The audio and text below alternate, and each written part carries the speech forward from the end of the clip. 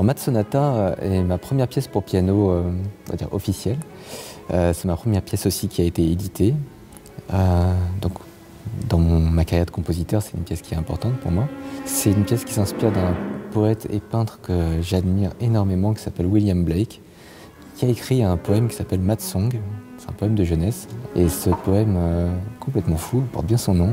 Ça parle d'une espèce de démon qui refuse obstinément tout réconfort, toute lumière, et qui va se vautrer dans sa douleur et qui va s'en draper.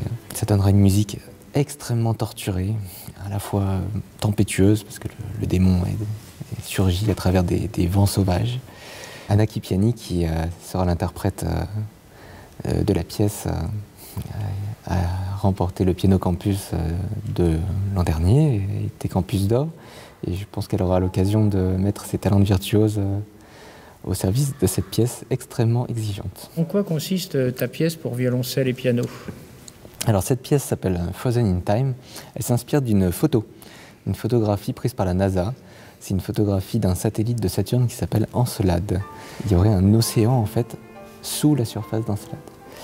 Et donc la pièce a été pensée en 3 mouvements. Le premier mouvement porte sur des geysers en fait qui sortent de la surface d'Encelade. Le second mouvement, c'est l'océan des profondeurs qui semble, dans mon esprit, comme nous appeler ces profondeurs glacées du fin fond du système solaire.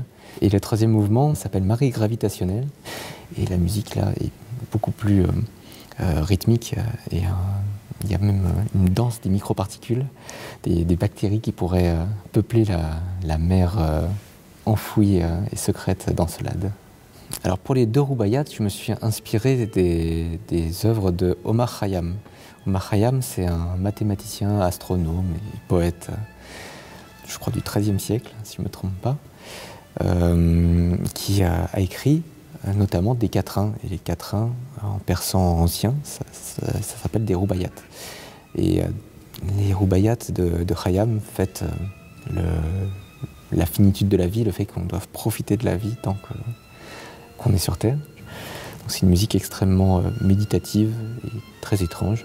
La deuxième, elle s'intéresse à une espèce de source éternelle de vie et que j'ai essayé de retranscrire musicalement à travers un ostinato rythmique qu'on retrouvera oscillant entre le piano et le violon.